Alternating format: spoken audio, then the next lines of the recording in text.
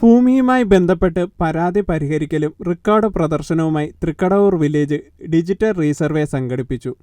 ഇതിന്റെ ഔദ്യോഗിക ഉദ്ഘാടനം കൊല്ലം ജില്ലാ sub collector Nishant Sihara IAS നിർവഹിച്ചു. Digital survey showing to all people in Thrikadavur village. This program of digitizing all the land records in whole of Kerala is a very revolutionary thought. I would say first in whole of country that we are doing this type of program at a very big scale under the leadership of Samba Sena sir, and in the district Salim, I think has been doing a very commendable job, I would say, because Kollam is, I think, second in all of Kerala regarding digitizing the survey record. So I would like to congratulate Salim, team, Sheila, Shashida and everyone who has been making sure that in Kollam the speed at which the digital survey program is going on is at a very good pace. വസ്തു വിൽക്കലും വാങ്ങലും ഒഴിച്ച് വസ്തുവുമായി ബന്ധപ്പെട്ട് എല്ലാ പ്രശ്നങ്ങളും ഇനി ഡിജിറ്റലായി മാത്രം നടത്തുക.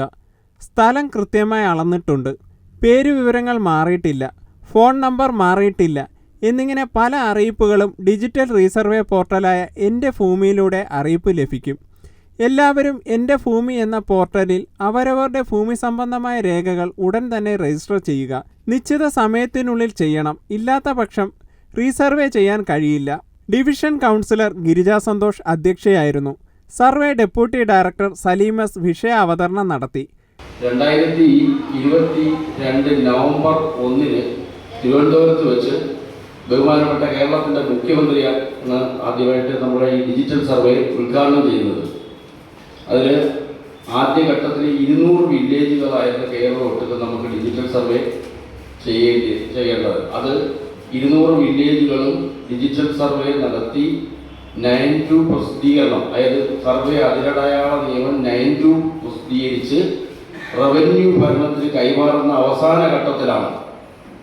ഇനി രണ്ടാമത്തെ ഘട്ടത്തിലാണ് അന്ന് നമുക്ക് കൊല്ലം ഈ 200 വില്ലേജുകൾ ഉണ്ടായിരുന്നതിൽ കൊല്ലം ജില്ലയിൽ 12 വില്ലേജുകൾ ഉണ്ടായിരുന്നത്. കൊല്ലം ജില്ലയിൽ ആ 12 വില്ലേജുകൾ നമ്മൾ അതിരടയാള നിയമം 9-2 പ്രസിദ്ധീകരിച്ച് അതിൻ്റെ പരാതികളെല്ലാം പരിഹരിച്ച് നമ്മൾ റവന്യൂ ഭരണത്തിന് കൊടുക്കുന്ന അവസാന ഘട്ടത്തിലാണ്.